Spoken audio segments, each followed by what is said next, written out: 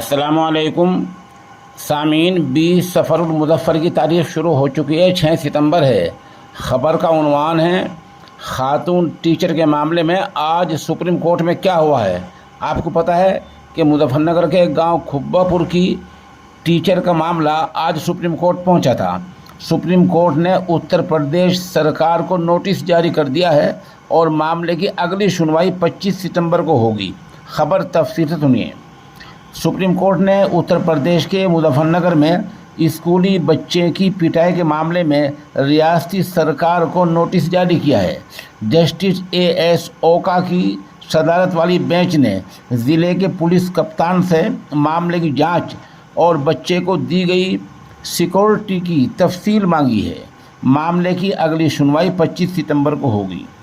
बता दें कि सामाजिक कारकुन तुषार गांधी ने सुप्रीम कोर्ट में अर्जी दाखिल की है।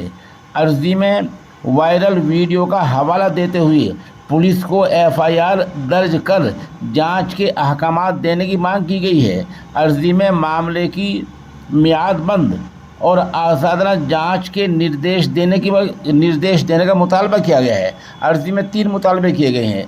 एक तो कि जो वीडियो वायरल हुआ था जिसमें शैतान सिफत खातून टीचर ने पिटाई कराते हुए मुस्लिम समाज को लेकर गलत अल्फाज बोले थे, तो उसके बारे में पुलिस ने कोई मुकदमा दर्ज नहीं किया है। पुलिस ने जो मुकदमे दर्ज किए हैं वो इतनी हल्की दफ़ा में किए हैं कि खातून की बाहर से बाहर जमानत हो गई है।